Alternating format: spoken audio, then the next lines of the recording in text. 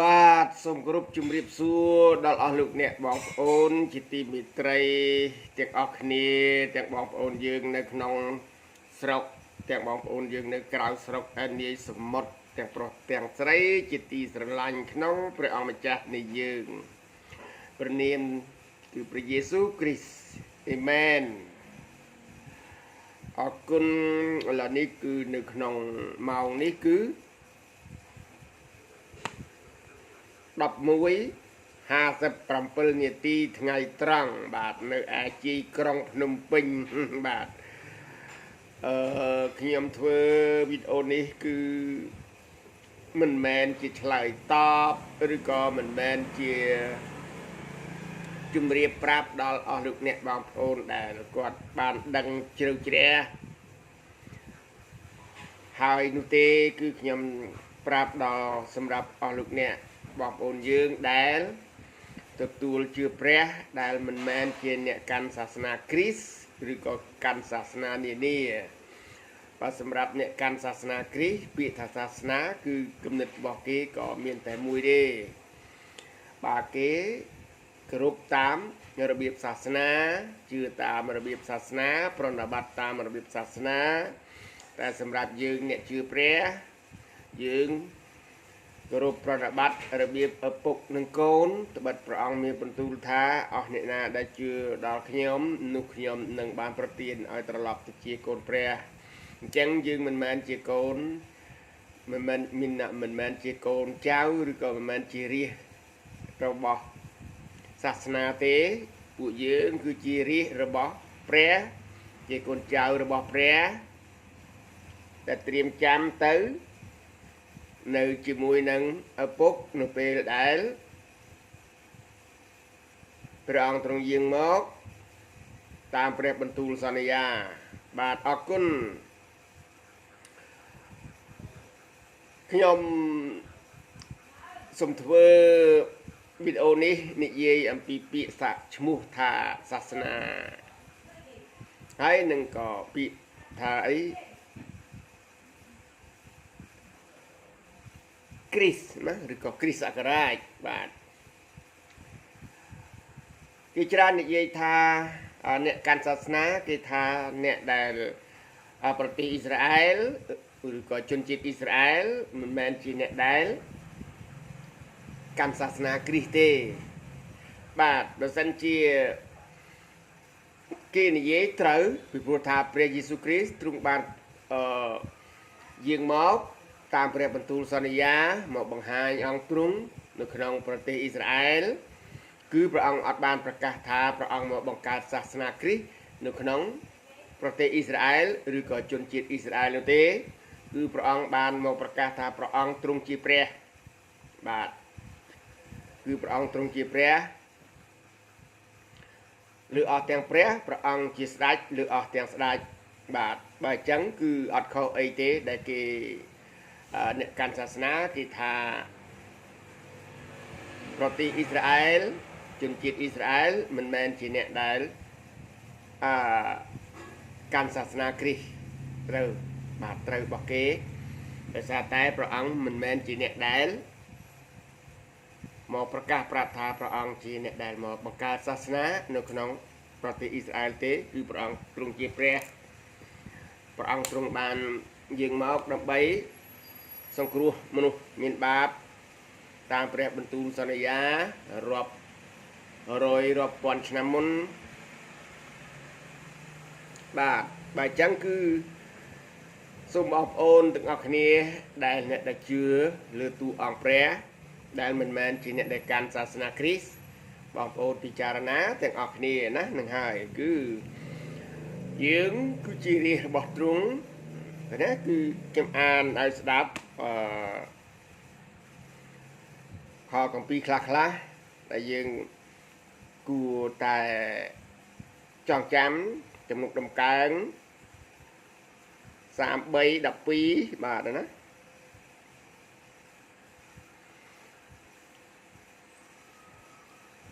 អមានបន្ទូលថាមានពោហើយនគរណាដែលយកព្រះយេហូវ៉ាទុកជាព្រះរបស់ខ្លួន ព្រះអង្គអត់បានមានបន្ទូលថាមានពោហើយនគរណាដែលទទួលសាសនាអត់ចឹងទេព្រះបាទណាហើយព្រះយេស៊ូវក៏ទ្រង់ជាព្រះអត់អាចព្រះអង្គអត់ប្រកាសថាព្រះអង្គទ្រង់ជាសាសនាទេណាអញ្ចឹងគឺមានពោហើយណានគរណាដែលយកព្រះយេហូវ៉ាទុកជាព្រះរបស់ខ្លួនគឺជាសាសដែលទ្រង់បានរើសទុកជាមរតករបស់ទ្រង់បាទអរគុណកន្លែងហ្នឹងគឺបងប្អូនពិចារណាទៅហើយទំនុកដំកើងចំពោះ2បាទលេខ2លេខ2បាទអ្នកខ្លះហៅចំពោះខ្ញុំច្រើនទៅហៅចំពោះបាទលេខ2ចំពោះខ7អង្គមានបន្ទូលថាម៉េចខ្ញុំអានឲ្យស្ដាប់អញនឹងថ្លែងប្រាប់ពីច្បាប់នេះគឺព្រះយេហូវ៉ាទ្រង់មានបន្ទូលនឹងអញថាអ្នកណាគេអញថាហ្នឹងអង្គដាវីតដែរបាទឯងជាកូនអញនោះអញឯងជាកូនអញបានបង្កើតឯងនៅថ្ងៃនេះ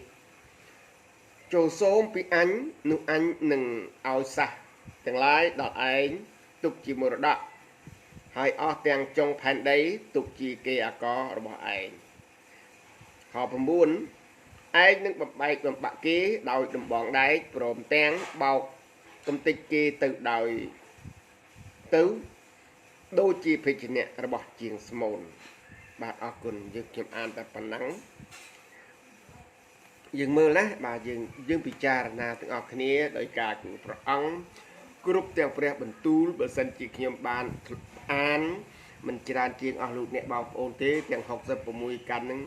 អានទាំងសញ្ញាចាស់សញ្ញាថ្មីយើងអត់អានយកតែមួយកន្លែងយើងអានហើយយើងមើលវិភាគសូមព្រះអង្គឲ្យយើងមានកម្លាំងព្រះអង្គឲ្យយើងមានវិញ្ញាណដែលមានការចងចាំពេលដែលយើងអានព្រះបន្ទូលយើងទូលសូមអ្វីមួយនោះគឺព្រះអង្គទ្រង់បានពង្រៀនយើងការដឹងបានទាំងអស់គឺមកពីសញ្ញាចាស់ទាំង39កាន់បាទដឹងខុសដឹងត្រូវដឹងអ្វីក៏លុបលាក់ជាច្រើនបាទមកដល់រាជព្រះម្ចាស់ព្រះយេស៊ូវគ្រីស្ទយាងមកគង់នៅលើផែនដី3ឆ្នាំកន្លះបាទអញ្ចឹងទៅក៏យើងបានពិចារណាអញ្ចឹងគឺគ្រប់បើសិនជាខ្ញុំមើលខ្ញុំស្ដាប់ដែលបកប្រែជាច្រើនគឺខ្ញុំមិនថាជាអ្នកដែលខុសឆ្គងទេក៏ប៉ុន្តែភាគច្រើនខ្ញុំអត់សូវនិយាយពាក្យថាហោរាហើយភាគច្រើនក៏ខ្ញុំអត់សូវនិយាយថាទំនាយទេតែបាត់ព្រះបន្ទូលព្រះអង្គអត់ទាយទេគឺព្រះអង្គកំណត់ទុកព្រះអង្គសរសេរឲ្យអ្នកបម្រើទ្រង់សរសេរទុកហើយក៏ព្រះអង្គអត់បានប្រាប់ថាឯងជាហោរាអញទេអញប្រើឯងឲ្យសរសេរថាអញចេះឲ្យសរសេរថាអញចេះទុកអញ្ចេះទុកអញ្ចោះឲ្យមនុស្សចំនួនក្រោយមនុស្សគ្រប់ពូជជាតិសាសន៍ចំនួនក្រោយបានមើលហើយដឹងហើយអនុវត្តតាមហើយអញជាអ្នកដែលប្រើឯងហើយអត់អាថាឯងត្រូវតែទាយអញ្ចេះទាយអញ្ចោះទេពាក្យថាទាយគឺបើកើតក៏កើតបើមិនកើតក៏ហើយគ្រាន់តែទាយមកពីពាក្យថាស្មានអញ្ចឹងព្រះបន្ទូលព្រះគ្រប់ទាំង66កាន់គឺព្រះបន្ទូលព្រះអង្គអត់មានពាក្យថាហោរាឬក៏ទាយទេប៉ុន្តែដោយសារយើងចូលរួមបកប្រែឲ្យសមស្របនឹងភាសាខាងសាសនាក៏គេប្រើពាក្យអញ្ចឹងខ្លះបាទគ្រប់ព្រះបន្ទូលគឺព្រះអង្គកំណត់ទុកបាទក្នុងកន្លែងនីមួយក្នុងកាន់នីមួយគឺព្រះអង្គកំណត់ទុកដូចជាព្រះអង្គសន្យាជាមួយនឹងលោកអាប់រ៉ាហាំបាទហើយព្រះអង្គធ្វើអ្វីសុទ្ធតែនិយាយមុនកើតហើយដាក់ឈ្មោះមុនកើតបាទណាអត់អញ្ចឹងគឺព្រះដល់ជាព្រះបាទបើជាសាសនាអត់ទេអ្វីដែលកើតហើយបានគេដាក់តាមក្រោយអ្វីគេនឹកឃើញគេនិយាយក៏គេដាក់ទៅអញ្ចឹងគឺបើសម្រាប់យើងអ្នកជឿព្រះនៃយើងគឺទ្រង់បានបង្កើតទីមេឃនិងផែនដីគ្រប់របស់គ្រប់ជីវិតសត្វហើរ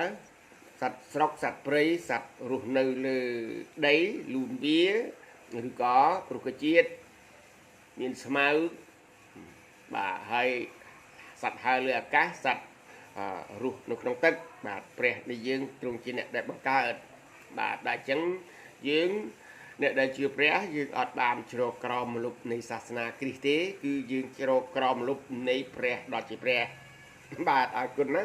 អញ្ចឹងគឺមានបងប្អូនយើងមើលគេឡើងពួកគេអ្នកខ្លះក៏គេរៀនសាលាគម្ពីរបាទអ្នកខ្លះក៏បងប្អូនយើងរៀនធំច្រើនបាទតែខ្ញុំមិន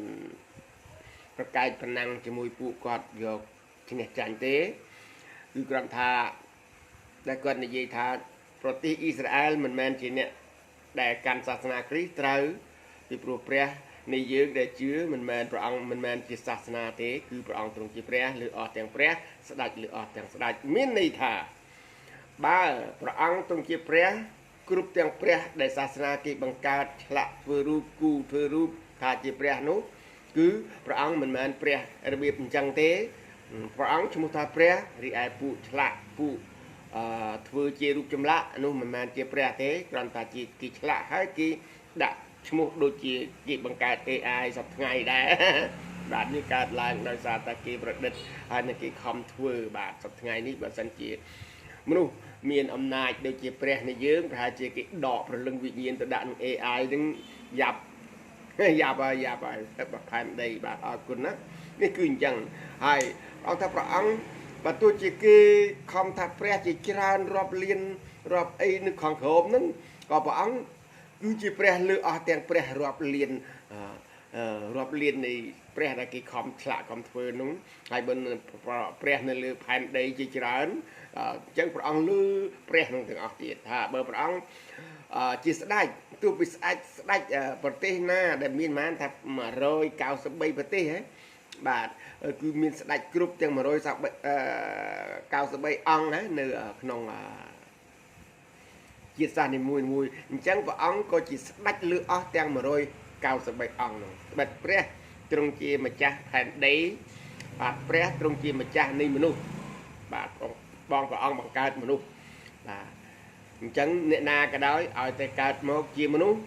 ហើយធ្វើជារដ្ឋមន្ត្រីធ្វើជាអ្នកមានឬក៏ធ្វើជាស្ដេចចេញពីមនុស្សគឺនៅក្រោមព្រះទាំងអស់បាទអរគុណច្រើនអានេះគឺខ្ញុំនិយាយហើយដូចជាគេសប្ថ្ងៃអ្នកដែលគេកាន់សាសនាគេស្អប់អ៊ីស្រាអែលបាទគេស្អប់អ៊ីស្រាអែលគេថាក្នុងព្រះបន្ទូលព្រះអង្គថាហាមកុំឲ្យសម្លាប់មនុស្សឲ្យសោះបាទបងប្អូនពីនាំគ្នាពិចារណាក្នុងពាក្យថាកុំឲ្យសម្លាប់មនុស្សឲ្យសោះបាទយើងចង់ដឹងយើងគួរតែយើងអានព្រះគម្ពីរឲ្យច្រើនហើយសុំប្រាជ្ញាព្រះអង្គឲ្យច្រើនខ្ញុំមិនអាចនិយាយថាខ្ញុំគឺល្អជាងគេទេខ្ញុំក៏ដូចជាបងប្អូនអ្នកដែលជឿឬក៏អ្នកមិនជឿនឹងដូចតែគ្នាទេប៉ុន្តែខ្ញុំអរគុណព្រះដែលព្រះទ្រង់បានលើកខ្ញុំឲ្យផុតពីអណ្ដូងដ៏ជ្រៅតែខ្ញុំយើងខ្មែរយើងតែងតែនិយាយឆ្លោះគ្នាទៅដៀលគ្នាទៅវិញទៅមកថាឯងរងងដូចគូឯងគ្មានដឹងខ្យល់អីទេដូចកើតនៅក្នុងអណ្ដូងបាទអរគុណតែព្រះលើកខ្ញុំឲ្យផុតពីអណ្ដូងបានឃើញផ្ទៃមេឃយ៉ាងធំលើកផុតពីអណ្ដូងបានដឹងថាផែនដីធំកាលពីដែលខ្ញុំនៅក្នុងអណ្ដូងផែនដីតូចចង្អៀតណាស់គឺលូតតែ2 3ខ្វោកទើសហើយចេញទៅណាអត់ឃើញដល់ពេលងើបទៅលើឃើញតម្រង់ពន្លឺប្រប៉ិនកូនដាក់មេដៃចឹងថាផ្ទៃមេឃតូចណាស់មានអ្វីដែលធំជាងអញទេបាទអរគុណណាអរគុណច្រើនអញ្ចឹងគឺខ្ញុំសូមឲ្យបងប្អូនកូនក្មួយហើយអ្នកដែលជឿព្រះអង្គដែលទទួលជឿព្រះដោយមិនកាន់សាសនាគ្រីស្ទហើយសូមបងប្អូនអធិដ្ឋាននឹងអានព្រះគម្ពីរហើយទូលសូមប្រាជ្ញាពីព្រះអង្គទូលសូមឲ្យព្រះអង្គបានប្រទានពរទាំងអ្វីដែលយើងចង់បានគឺតែការដែលទូលសូមនោះគឺមិនមែនចេះទៅតាមចិត្តដែលយើងចង់បានដូចជាអ្នកដែលគេបន់ស្រន់តាមសាសនាសូមឲ្យខ្ញុំរស់តែឯងសូមឲ្យខ្ញុំនឹងដាក់ទំនាយអ្នកនេះអញ្ចេះអ្នកនោះអញ្ចោះពេលដែលខ្ញុំខឹងអត់អញ្ចឹងទេសូមព្រះអង្គប្រទានពរឲ្យខ្ញុំមានជាងគេរកស៊ីតិចតិជុំតែម្នាក់ឯងព្រះអង្គមិនបានបង្រៀនឲ្យយើង អតិថានទៅព្រះអង្គរបៀបនោះទេព្រះអង្គឲ្យយើងអតិថានជារបៀបរស់តៈជាពហុវចនៈអោព្រះបិតានៃយើងខ្ញុំដែលគង់នៅឋានសួគ៌បាទសូមឲ្យព្រះអង្គប្រទានពរព្រះអង្គអត់ទោសព្រះអង្គដកបណ្ដាសាព្រះអង្គប្រទានពរឲ្យយើងខ្ញុំបាទនោះគឺព្រះយើងខ្ញុំនិយាយកាត់ចឹងបងប្អូនយើងយល់អញ្ចឹងសម្រាប់អ្នកដែលជឿព្រះអង្គគ្រប់ទាំងអ្នកដែលជឿព្រះអង្គគឺព្រះអង្គអត់ចាប់ទុកថាជាអ្នកដតីទេគឺបងប្អូនបង្កើតតែម្ដងទោះបីជាអ្នកដែលមិនជឿព្រះអង្គក៏ដោយពូជមនុស្សនៅលើផែនដីគ្រប់ពូជជាតិសាសន៍គឺព្រះទ្រង់ជាអ្នកបង្កើតបាទអរគុណណាគឺអញ្ចឹងប៉ុន្តែដល់ពេលមនុស្សអនុញ្ញាតឲ្យទទួលនៃអំពើបាបមកដាក់នៅក្នុងខ្លួនក៏មនុស្សចាប់ដើម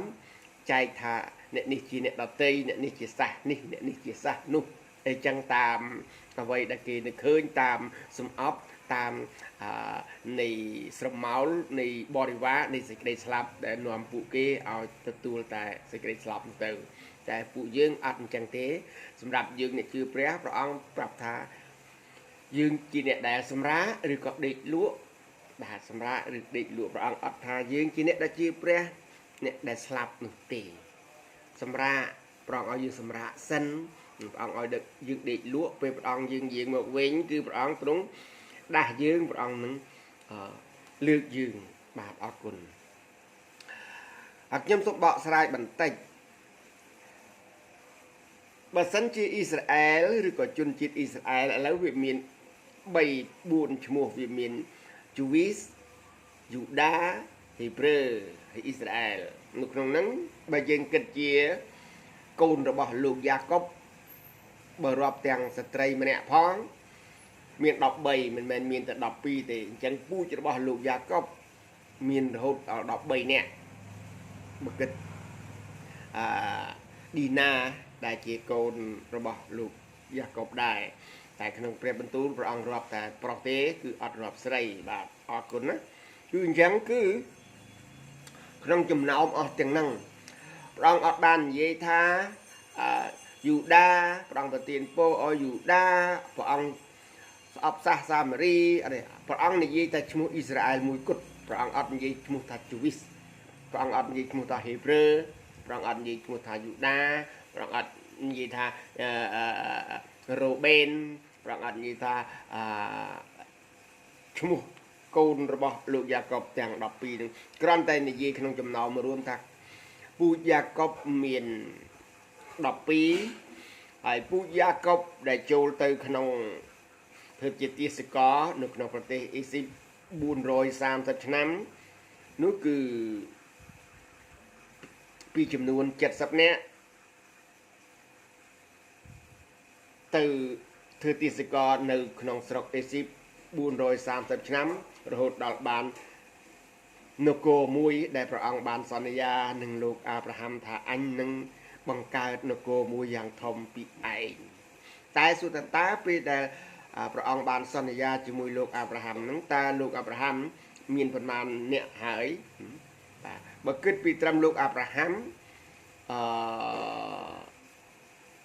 មកដល់ត្រឹមយ៉ាកុបឬក៏ហួសបន្តិចខ្ញុំមិនបានគិតល្អៗបាទខ្ញុំគិតថាពីត្រឹមលោកអាប់រ៉ាហាំមកទល់លោកម៉ូសេខ្ញុំចាត់ទុកថា175ឆ្នាំពីព្រោះអាយុលោកអាប់រ៉ាហាំគឺ175ឆ្នាំអញ្ចឹងពី175ឆ្នាំបានលោក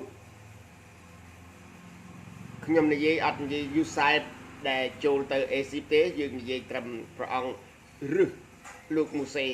អញ្ចឹងពីត្រឹមលោកអាប់រ៉ាហាំមកលោកម៉ូសេគឺបើបូកទាំង430មានន័យថា580ឆ្នាំ580ឆ្នាំល្មមនឹងអ៊ីស្រាអែលមកធ្វើទាសករហើយមកបង្កើតកូនពូនជីចៅនៅក្នុងប្រទេសអេស៊ីបមានន័យថាបើយើងនិយាយជាបញ្ញាគឺព្រះអង្គយកអ៊ីស្រាអែលមកផ្ញើនៅទីហ្នឹងអស់រយៈពេល430ឆ្នាំហើយពួកអ៊ីស្រាអែលបានបង្កើតកូនបាន3លានមានន័យថាបើ3លានអ្នកជាងគឺមានន័យថាសំតែនប្រទេសមួយសំតែនគរមួយហើយអ จังก็พระองค์บานเอาบาดปลาลูกโมเสเอารมดอเอายกอิสราเอลนอมอิสราเอลหมกตึกในสัญญาแบบใบบังการจีประเทศบังการจีนโกบาดขยมนิยกัดบาดขยมนิยกัดสันบาดก็เอาอย่างขยมนิยตามลำดับน้อยปรำเอาก็ออกได้บาดได้ยิงนิยกัดสุรยุลเป็นนอมอิสราเอลหมกนึ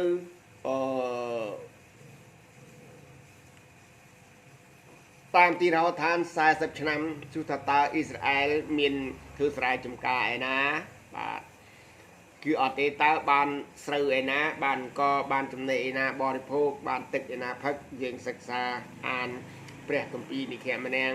กัมปีสัญญาจะเอาจานเคยถ้าเปรียตรงบานเป็นเจง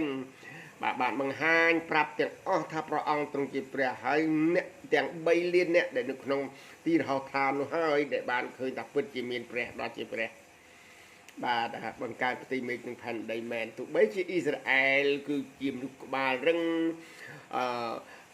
เจเรื่องรู้นี่คือจีพาเต้คือจีแผนการบอกเรียตรงบานบางห้างเอามนุษย์กรุบจิตสารในเรื่องพันได้ทับไปบ้านดังตาพระองค์ผู้กี้ดังตาพุทธิมีนเปรตได้บังการปฏิเมกพันได้แมนบาดโอเคจังก่อยืงคือถ้าพระองค์บานเมียนเปรตบรรทุนตามระยะลูกเอไซน้องจมพูปรมเปิลข้อดับบูนยำอ่านบรรทัดสั้นบาดสมตัวยำจมพูดับบูนข้อปรมเปิลหรือกับปรมเปิลข้อดับบูนชับสั้นจมพูปรมเปิลข้อดับบูนบาดโอเคเอไซยำวิอาจพลิกบาดวิอาจพลิกหนึ่งมีนลมปุ้งบาด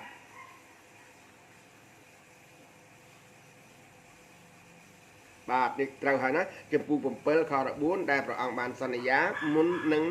มีนชมุทากริสากราชบาดนะโดยฉะนั้นพระองค์จ้าตรงหนึ่งมีนตรงหนึ่งโปรตีนตีสมกอลมุ้ยหมกเนี่ยรอคนี้โดยพระองค์โดยพระองค์ตรงเมื่อเนียงพรหมจารีหนึ่งมีนโกประสูตรบานบทมุ้ยให้หนึ่งประเนียมธาอิมานูเอลบทนู้nhập an là phần năng bàn bạc ok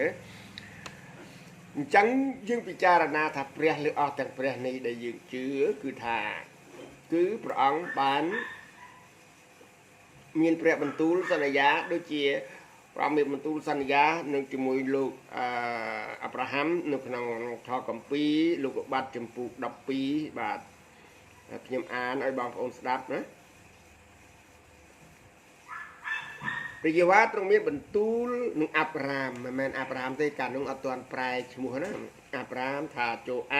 จังปีสรกปีเงียสันดานปีเสียปุกไอตัวไอ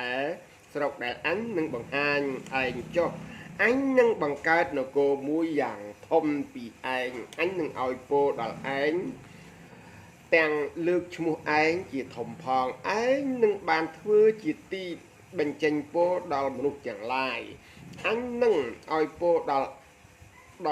เนี่ยนะได้เอาโปดัลเองให้หนึ่งดักบรรดาซาดัลเนี่ยนะได้บรรดาซาดัลเองกรุบเตียงครูหนึ่งบานโปปีเองหนึ่งกรุบเตียงครูหนึ่งพันได้บานโปดอยซาเองคุณนะสุธาได้พระองค์บานสัญญาปีนิจมุยอับราฮัมถ้าเองเจนเตอเลียปีสกปีเงียสันดานไอ้นั่นคือปองเมียนโกให้นะอับราฮัมเมียนคณีประมาณเนี่ยเมียนแต่ปีเนี่ยประปุ่นกอดให้พระองค์บังแข่งตีลูกเยสารานั่งโหดอกเก่าสับสมบูรณ์ชนะมาโดยเมียนโกนพองให้เมียนโกปีนาเมาบาดอยู่นะ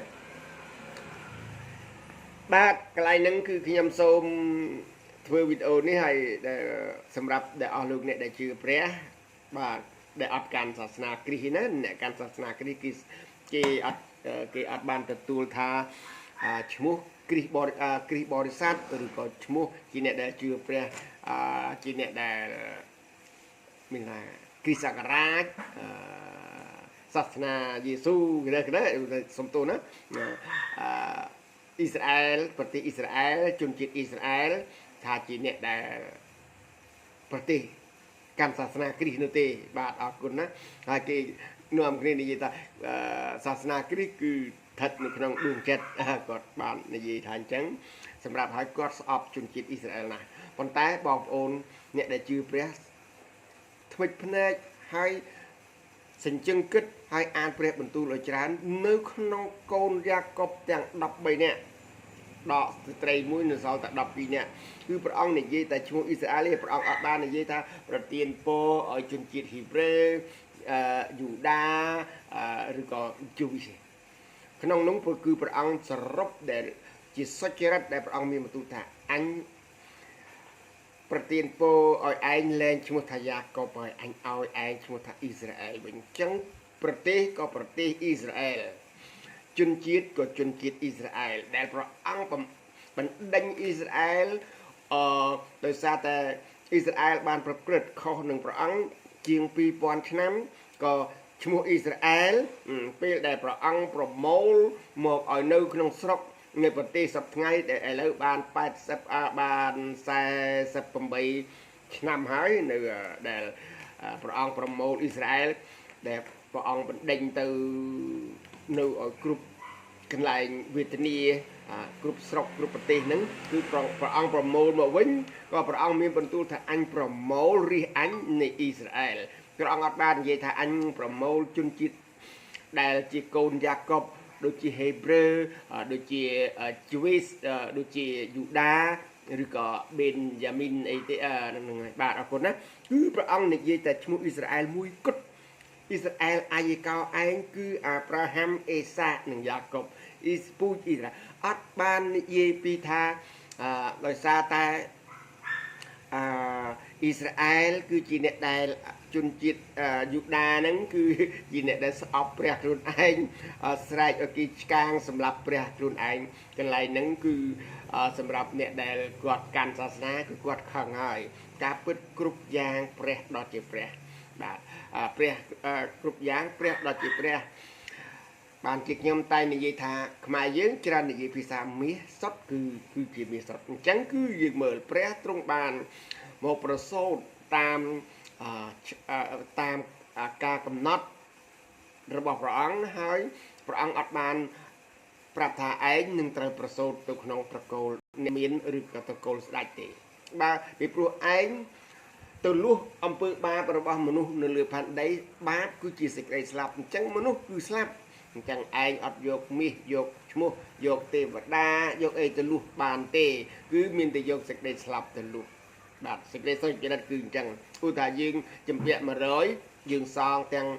បានតែ99នៅសល់1អត់ទាន់រួចទេតើតែយកចម្ពាក់100សង100នឹងចម្ពាក់ស្លាប់គឺយកសេចក្តីស្លាប់ទៅបាទបងប្អូនមើលអញ្ចឹងគ្រាន់តែការវេទនារបស់ព្រះអង្គដែលថាព្រះអង្គគេវាយជាំខ្ញុំភ្លេចខគម្ពីរនៅក្នុងការសញ្ញាចាស់បាទខ្ញុំមើលឃើញពីម្ដងតែចិត្តតែភ្លេចបាទអញ្ចឹងគឺព្រះអង្គទ្រង់រងទុក្ខវេទនា3ថ្ងៃបាទហើយព្រះអង្គគេវាយគេស្ដោះទឹកមាត់គេធ្វើអីនេះគឺជាព្រះអង្គបានបញ្ជាក់ប្រាប់មនុស្សនៅលើផែនដីថាអំពើបាបសេចក្តីស្លាប់គឺវាថោកទាបអញ្ចឹងបាទគឺវាថោកទាបអញ្ចឹងគឺបានជាព្រះអង្គត្រូវឲ្យ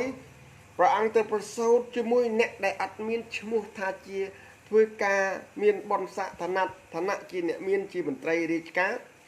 ម្ដាយឪពុកនៅក្នុងលោកីនៅក្នុងផែនដីគឺព្រះអង្គមានអាជីវកម្មរកស៊ីត្រឹមតែឋានៈជាជាងឈើបាទជាងឈើហ្នឹងបើសិនតែយើងគិតពីពិចារណាមកដោយរាល់ថ្ងៃដូចយាយខ្ញុំអញ្ចឹងគាត់ប្រពន្ធខ្ញុំគាត់អ្នកលក់បបរអ្នករកស៊ីធម្មតាលក់ចាប់ហួយធម្មតាហើយខ្ញុំគឺជាអ្នករត់កង់3ធម្មតាអញ្ចឹងអ្នកហ្នឹងអត់មានអំណាចទេអញ្ចឹងនៅពេលណាដែលទាហានរ៉ូម៉ាំងដែលគេដែលមកចាប់ណាដែលគេមកចាប់ព្រះអង្គព្រោះថាបើសិនជាព្រះអង្គទៅកើតនឹងត្រកូលអ្នកប្រាជ្ញត្រកូលអ្នកធំមួយត្រកូលអ្នកមានស្ដេចហេរ៉ូតអីហ្នឹងមានតែហ៊ានចាប់ដោយសារតែព្រះជាមើលគ្រប់ទាំងសាសនាគេកើតសត្វតែត្រកូលក្សត្រហ្នឹងដល់ត្រកូលក្សត្រមានណាហ៊ានដល់ភាសាខ្មែរយើងថាអីទឹកមាត់សាបអញ្ចឹង ឲ្យតែស្ដាច់ផោមក៏ស្អុយជួអាចក៏អូបដែរហ្នឹងមានអញ្ចឹងគឺបានជាព្រះទ្រង់បានទម្លាក់អង្គទ្រង់ទម្លាក់គេហៅថាកេតនាមរបស់ព្រះទ្រង់ដែលគុំស្កើងនៅឯនគរឋានសួគ៌ឲ្យមកទៀបបំផុតបើសិនជាព្រះអង្គអត់ទម្លាក់អង្គទ្រង់ឲ្យទៀបទេនោះការកំណត់របស់ផងព្រះអង្គថាព្រះអង្គត្រូវតែមកលួសអំពើបាបនៃរបស់មនុស្សគឺដោយសារយកឈាមយកជីវិតមកលួសបើអញ្ចឹងអត់ទេបើសិនជាព្រះអង្គទៅកើតនឹងត្រកូលក្សត្របាទអញ្ចឹងយើងមើលខ្លួនឯងពិចារណាហើយរហូតដល់សប្តាហ៍ថ្ងៃគឺព្រះអង្គបានប្រាប់បានពន្យល់យើងបើសិនជាក្នុងគម្ពីរសញ្ញាចាស់ដែលព្រះអង្គពន្យល់យើងគឺគ្នាគេមកប្រទេសអាចអ៊ីស្រាអែលតែ50-60នាក់100នាក់ទៅច្បាំងគឺឈ្នះប្រទេសមួយដូចជាសប្តាហ៍ថ្ងៃអញ្ចឹងដែរដូចជាសប្តាហ៍ថ្ងៃអញ្ចឹងដែរគឺអ៊ីស្រាអែលគឺមានប្រទេសដ៏ទូចមួយបើសិនជាយើងគិតពីប្រទេសអ៊ីស្រាអែលមកបូកនឹងប្រទេសយើងមើលយើងគិតមើលអ៊ីស្រាអែល20លេខ20គឺវា770ខ្មែរប្រទេសយើងគឺ181គឺវា35ធំហើយអាចប្រទេសអ៊ីស្រាអែលរហូតដល់តែ5ឯនោះបានតែប៉ុនប្រទេសយើងហើយប្រទេសយើងគឺមានទឹកសាបទឹកប្រៃអាហារទឹកសាបអាហារទឹកប្រៃមានកំ pl អ៊ីស្រាអែលអត់ទេមានតែទីហោឋានអញ្ចឹងគឺព្រះអង្គទ្រង់ចង់បញ្ជាក់ប្រាប់ថាព្រះអង្គដ៏ជាព្រះគឺចង់ឲ្យមនុស្សឃើញថាមិនមែនចាំតែអ្នកដែលមានគ្នាច្រើនមិនមែនចាំតែអ្នកដែលមានប្រទេសធំហើយខ្លាំងនោះទេបិទព្រះអង្គបង្កើតមនុស្សនៅលើផែនដីពីចំនួនតិចគឺពី1បាទអរគុណឥឡូវយើងចាំមើលយើងពិចារណាដោយខ្លួនឯងអញ្ចឹងបានថាដែលគេកាន់សាសនាគ្រីស្ទគឺគេស្អប់ព្រះយេស៊ូវត្រូវហើយគឺគេស្អប់អ៊ីស្រាអែលត្រូវហើយពីព្រោះគេថាគេព្រះអង្គអត់អ្នកដែលជឿព្រះយេស៊ូវអត់ឲ្យធ្វើសង្គ្រាមអស់លោកអ្នកបងប្អូននិយាយពីសង្គ្រាមវិញបើសិនជាយើងពិចារណាពាក្យថាសង្គ្រាម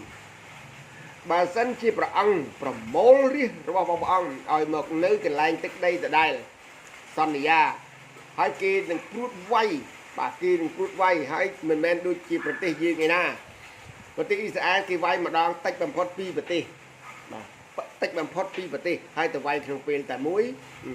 3ប្រទេស5ប្រទេស6ប្រទេសទៅវាយក្នុងពេលតែមួយហើយអ៊ីស្រាអែលមានគ្នាតិចបំផុតបាទហើយអ៊ីស្រាអែលវាយមិនដែលចាញ់ឥឡូវយើងគិតមើលណាយើងគិតពិចារណាកន្លែងហ្នឹងព្រះអង្គមានបន្ទូលថានោះអញប្រមូលឯងមកវិញនោះអញនឹងចាក់ព្រះវិញ្ញាណអញនោះតាំងពីពេលនេះតទៅអញនឹងប្រោះឲ្យមានទឹកស្អាតអ្វីៗគ្រប់យ៉ាងអត់ដូចមុនទៀតទេអញនៅខាងឯងមានអ្នកណាដែលធ្វើឯងបានបាទបងប្អូនយើងពិចារណាកន្លែងហ្នឹងនឹកឃើញបានបើសិនពាក្យថាមិនឲ្យខ្លាំងយ៉ាងមិនកើតអញ្ចឹងព្រះអង្គប្រមូលអ៊ីស្រាអែលមកវិញអញ្ចឹងធ្វើឲ្យដូចជាក្នុងព្រះបន្ទូលថាកុំឲ្យសម្លាប់មនុស្សអសោះអញ្ចឹងព្រះអង្គប្រមូលមកដើម្បីឲ្យគេសម្លាប់ដូចជាសង្គ្រាមលោកលើកទី2 6លានអ្នកដែលហ៊ីតលែរសម្លាប់ចង់ផ្ដាច់ពូជជនជាតិអ៊ីស្រាអែលដែលគេហៅថាជីវីហ្នឹងឃើញទេអញ្ចឹងអត់តតែអញ្ចឹងបានអ្នកជឿព្រះអញ្ចឹងយើងពិចារណាមើលបើសិនតែអញ្ចឹងបានអ្នកជឿព្រះខ្ញុំអត់ទេខ្ញុំទៅខ្ញុំខ្លាចងាប់ដែរហ្នឹងអញ្ចឹងអ្នកជឿព្រះខ្លាំងអំពើបាបក៏បានផុតរីឯបើសិនជាអ្នកណាទំទុកអប៉ុនប៉ងមកធ្វើរាជរបស់ផងទ្រង់រំលោភបំពានចង់ផ្ដាច់ពូជរាជរបស់ផងព្រះគឺស្មើនឹងឆ្លោះជាមួយព្រះអ្នកណាដែលស្អប់អ៊ីស្រាអែលស្មើនឹងស្អប់ព្រះមិនបាច់ជាព្រះទេអញ្ចឹងគឺអ្នកឯងទៅស្រឡាញ់ថាមិនបាច់សម្លាប់មនុស្សត្រឹមត្រូវអត់ព្រះអង្គអត់ឲ្យសម្លាប់ប៉ុន្តែគេមកសម្លាប់រាជទ្រង់អញ្ចឹងព្រះអង្គមិនបានគឺព្រះអង្គមានបន្ទូលថាអញនឹងឈរខាងឯងថាអញនឹងឈរខាងឯងបាទអរគុណច្រើន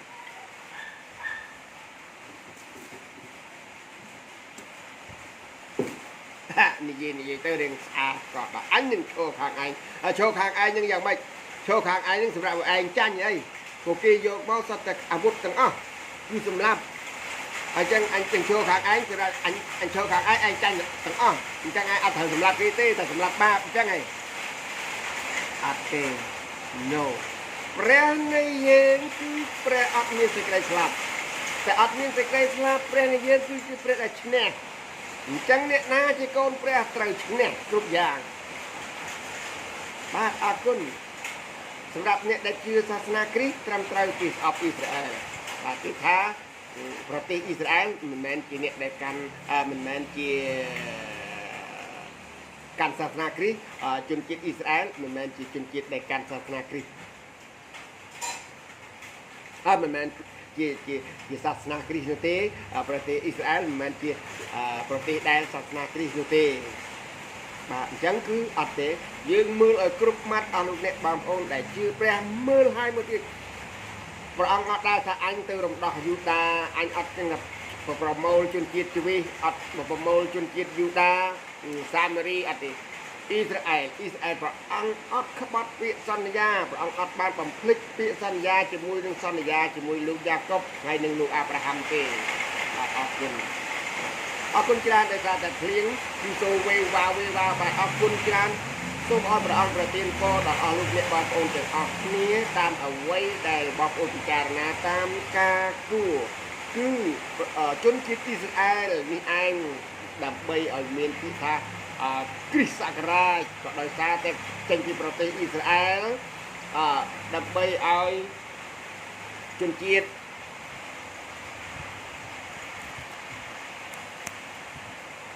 ដែលមានឈ្មោះថាអ្នកដែលជឿព្រះយេស៊ូវគ្រីស្ទមានគ្រិស្តសករាជក៏ដោយសារតែជនជាតិអ៊ីស្រាអែលអត់ជនជាតិហេប្រឺអត់ជនជាតិអីទេគឺអ៊ីស្រាអែលទាំងអស់អញ្ចឹងព្រះអង្គបង្កើតយាងមកប្រទេសអ៊ីស្រាអែលព្រះអង្គអត់បានបង្កើតសាសនាទេព្រះអង្គប្រកាសថាព្រះអង្គជាព្រះលើអស់ទាំងព្រះស្ដេចលើអស់ទាំងព្រះអាមែនអ្នកដែលកាន់សាសនាគ្រីស្ទគឺគេស្អប់អ៊ីស្រាអែលតែសម្រាប់យើងជាអ្នកដែលកូនព្រះយេស៊ូវគ្រីស្ទគឺអត់ស្អប់អ៊ីស្រាអែលទេអរគុណច្រើនហាឡេលូយ៉ាសូមឲ្យព្រះអង្គប្រទានពរទាំងយើងទាំងអ៊ីស្រាអែលហើយទាំងបងប្អូនយើង